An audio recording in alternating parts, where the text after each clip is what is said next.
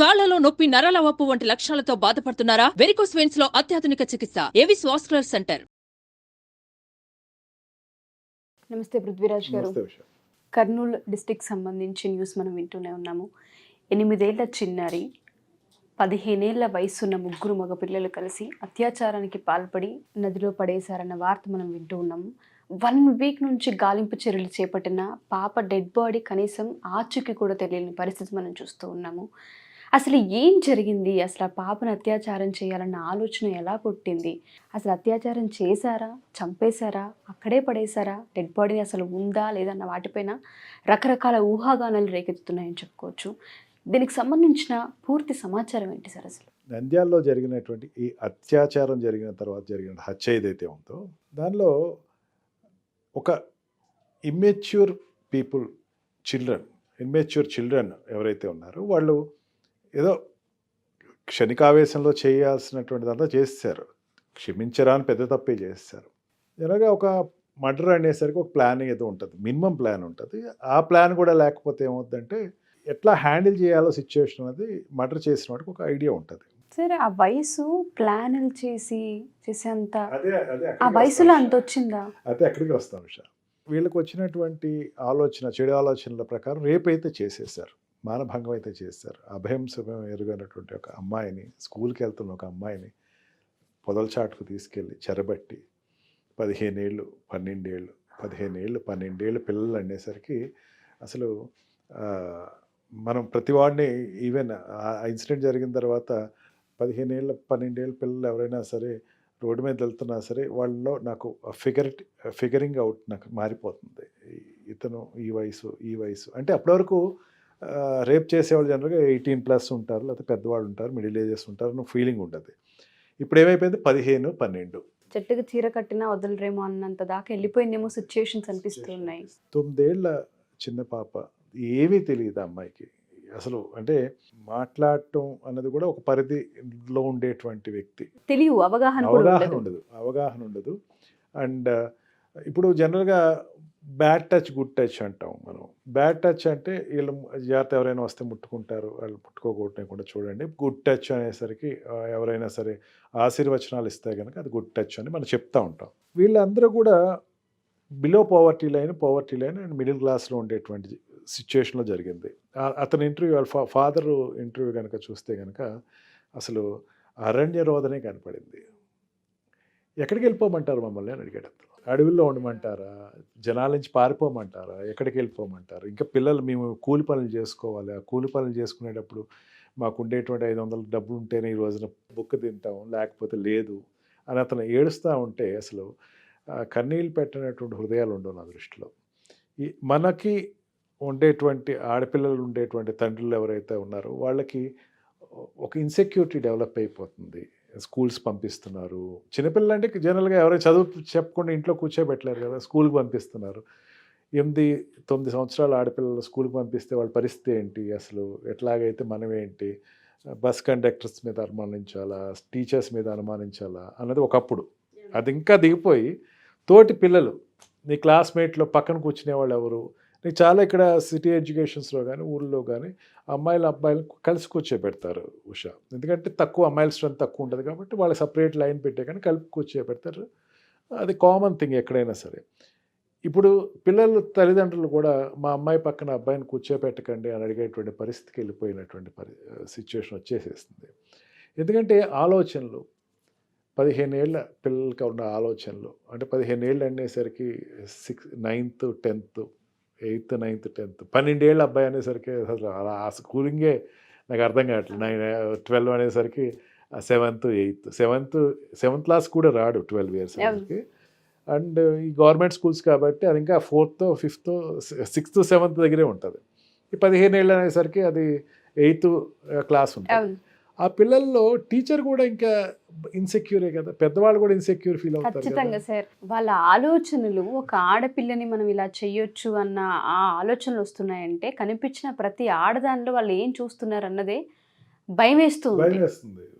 ఇది ఒక తప్పు కింద చెప్పాలంటే అడల్ట్ ఎడ్యుకేషన్ లేకపోవటం ఒకటి తప్పు. ఇండియన్ సొసైటీస్లో అడల్ట్ ఎడ్యుకేషన్స్ అన్నది, అడల్ట్ ఎడ్యుకేషన్ అంటే అసలు తప్పు, ఈ సబ్జెక్ట్ చెప్పకూడదు, ఈ సబ్జెక్ట్ చెప్తే కొంచెం సిగ్గు అన్నటువంటి భావన పోవాలని నా ఉద్దేశం. ఇప్పుడు ఒకప్పుడు ఈ చాలా పెద్ద పెద్ద డిబేట్స్ జరిగినాయి. అడల్ట్ ఎడ్యుకేషన్స్ వీళ్ళు చెప్పాలా, అంటే ఈ రిలేటెడ్ సెక్షువల్ రిలేటెడ్ సైంటిఫిక్ ఎక్స్ప్లోజర్స్ వీళ్ళకి చెప్పాలా, అండ్ వీళ్ళకి ఏమేమిటి అన్నది జరుగుతున్నటువంటి సంసారం అంటే ఏంటి, తర్వాత పెళ్ళి అంటే ఇది చెప్పాలా అనేది చాలా పెద్ద డిబేట్స్ జరిగినాయి. వద్దు అన్న ఒక నిర్ణయాలకే చాలా వరకు వచ్చేసారు.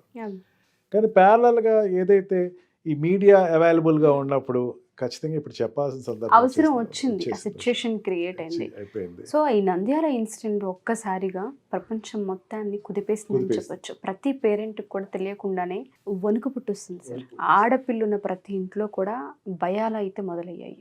ఒకసారి ఈ కేసుకి సంబంధించి రకరకాలుగా మాట్లాడుతున్నారు. పాప దొరికిందని కొంతమంది, డెడ్ బాడీ దొరకలేదని కొంతమంది, క్షుద్ర పూజలు ఏవో చేశారని కొంతమంది, ఇలా రకరకాల కథనాలు మనం వింటూ ఉన్నాము. యాక్చువల్ ఇన్సిడెంట్కి సంబంధించి ఆ ఏరియాకి సంబంధించిన సిఐ కావచ్చు, వాళ్ళతో ఒకసారి లైవ్ కాల్ ఏదైనా తీసుకుని ఇన్ఫర్మేషన్ తెలుసుకున్నాను సార్. ముచ్చిమర్ ఎస్ఐ గారు అండి? చెప్పండి. నేను పృథ్వీరాజన్ అండి, హైకోర్టు అడ్వకేట్ని. సుమన్ టీవీ లైవ్లో ఉన్నాము. ఇప్పుడు ఈ అమ్మాయి మిస్సింగ్ కేసు ఉంది చూడండి నంద్యాలలో, అది ఏమైందండి, ఎంతవరకు నడుస్తుంది అది? అంటే యాక్చువల్గా పోయిన ఆదివారం కేసు రిజిస్టర్ చేసేది సార్, మిస్సింగ్ కేసు కింద. అవునండి. తర్వాత ఇన్వెస్టిగేషన్ చేసాం సార్. అంటే దాంట్లో సస్పెక్ట్స్ కింద కొంతమంది మైనర్స్ ఉండొచ్చు అనే ఉద్దేశంతో విచారిస్తున్నాం సార్. వాళ్ళు అయితే ఇంకా ఫైండ్ అవుట్ కాలేదు సార్, ఇంకా విచారిస్తున్నాము వాళ్ళని, వాళ్ళ పేరెంట్స్ ని. ప్రస్తుతానికి ఇన్వెస్టిగేషన్ సిఐ గారు చేస్తున్నారు సార్, నాకైతే అంతవరకు తెలుసు. అంటే ఇప్పుడు అమ్మాయి దొరికిందంటారా? లేదు సార్, అమ్మాయి దొరకలేదు. డెడ్ బాడీ దొరకటం అంటే ఇన్సిడెంట్ మామూలుగా తెలిసినంత వరకు చిన్నపిల్లల్ని ఎవరో అదే వాళ్ళు రేప్ చేసిన వాళ్ళు అరెస్ట్ చేశారు కదా? అదేం లేదు సార్, అరెస్ట్ అయితే చేసింది నాకు కూడా తెలియదు. ఇంకా ఓకే, చేసిండొచ్చు అని సస్పెక్ట్ చేస్తున్నాం సార్, అంతే. ఓకే, అదే మీకు సీక్రెట్ ఆపరేషన్ ఉంటుంది కదా, అందుకని ఖచ్చితంగా ఇది రివీల్ చేయరు అనుకోండి. అయితే అమ్మాయి అయితే ఇప్పటివరకు దొరకలా? లేదు, దొరకలేదు సార్. అబ్బో, ఇప్పటివరకు దొరకపోతాం అంటే చాలా బాధాకరమే కదండి. పాపం ఆ పేరెంట్స్ అందరూ ఎంతో చాలా బాధపడిపోతూ ఉంటారు కదా. అంటే ఇది వచ్చే రివర్ ఏరియా కదా సార్, అందువల్ల కొంచెం వాటర్ లేకి పడిన సార్ ఉద్దేశంతో బాగా ఎన్డీఆర్ఎఫ్, ఎస్డీఆర్ఎఫ్ టీమ్స్ కూడా సర్చ్ చేసాయి సార్. వాటర్ కొంచెం డెప్త్ లోతు ఉండడం వల్ల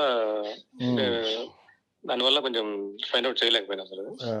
అందులో ఫిషెస్ ఇవి కూడా ఉంటాయి సార్, మా రివర్ లో ఫిషెస్ కానీ మొసళ్ళు అట్లా కూడా ఉండే అవకాశం ఉంది. అందువల్ల కూడా దొరికే ఛాన్స్ తక్కువ ఉంది సార్. దాన్ని సార్ మీ ఒక్కసారి మా మేడం సార్.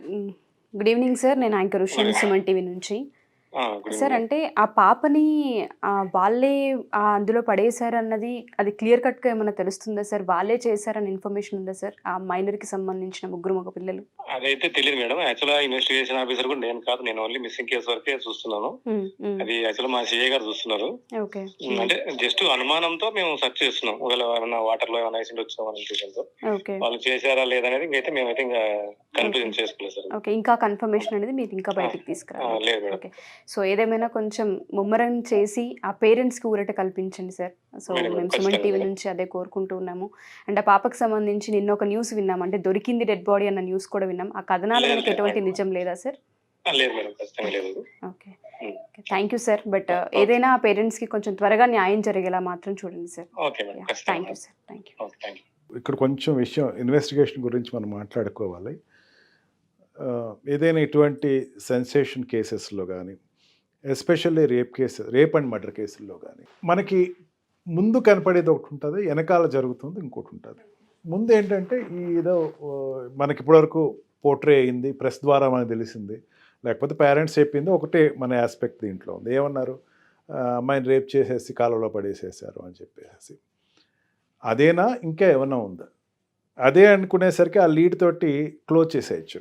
అమ్మాయి దొరికితే అంతా క్లోజ్ అయిపోద్ది. కానీ ఈ అమ్మాయి దొరకలేదు ఇప్పటివరకు.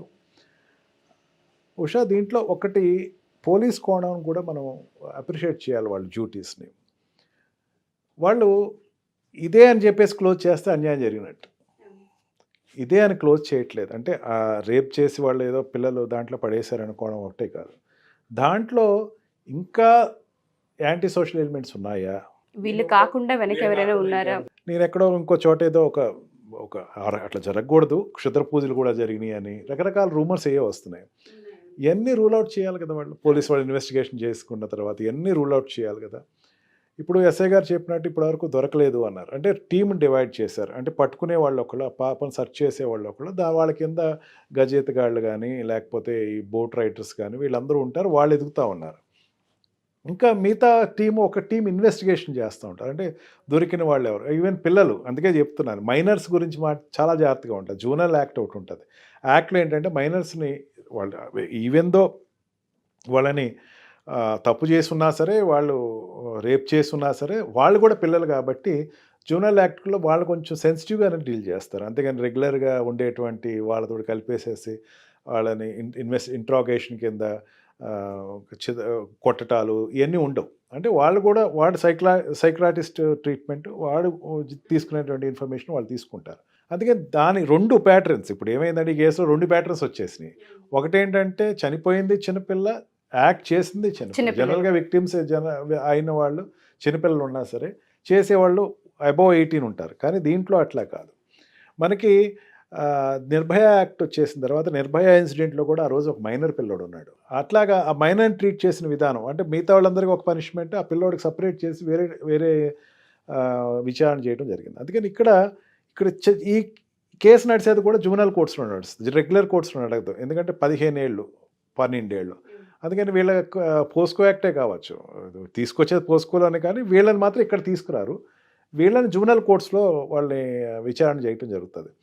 ఈ రకంగా పోలీసు వాళ్ళకి ఉండేటువంటి లిమిటేషన్స్ కొన్ని ఉంటాయి. అన్ని ఇన్ఫర్మేషన్ వాళ్ళు ఇవ్వకపోవచ్చు. బట్ మనకు ఇప్పటి వరకు ఇచ్చిన ఎస్ఐ గారు ఇచ్చిన ఇన్ఫర్మేషన్ ఏంటంటే పిల్లవాడు పాప దొరకలేదు అని చెప్పేసి. మళ్ళీ ఆ పిల్లలే చేశారా అంటే వాళ్ళు కూడా రివీల్ చేయడానికి కొంచెం వెనక ముందు, ఎందుకంటే ఇంకా అసలు ఇన్ఫర్మేషన్ పూర్తిగా పాప దొరికితే తప్ప ఏం జరిగింది ఫస్ట్ కోర్టుకి చెప్పకుండా వీళ్ళు చెప్పలేరు. వాళ్ళ పార్ట్ 100% పర్ఫెక్ట్ గా చేస్తారు. బట్ ఏదేమైనా ఆయన చెప్పినట్టుగానే వాళ్ళ పేరెంట్స్ కి త్వరగా న్యాయం జరిగేలా. న్యాయం పక్కన నాకు చాలా పెద్ద భయం పట్టుకుంది. ఇప్పుడు ఆ కాలంలో ముసళ్ళు ఉన్నాయి, చేపలు ఉన్నాయి. ఆయన చెప్తుంటే నాకు ఒక రకంగా ఒళ్ళు గగురు పుచ్చింది సార్. మామూలుగా కాదు అసలు. ముసళ్ళు ఉన్నాయి, ముసళ్ళు ఉన్న చెరువు, అది చేపలు ఉన్న చెరువు. దాంట్లో పిల్ల ఏమైపోయిందో అమ్మాయి అసలు ఎక్కడ ఆచూకి దొరుకుతుందో దొరకలేదో కూడా పరిస్థితి చెప్పలేని పరిస్థితి అని చెప్తూ ఉన్నారు. బట్ అటువంటి జరగకూడదనే కోరుకుందాం.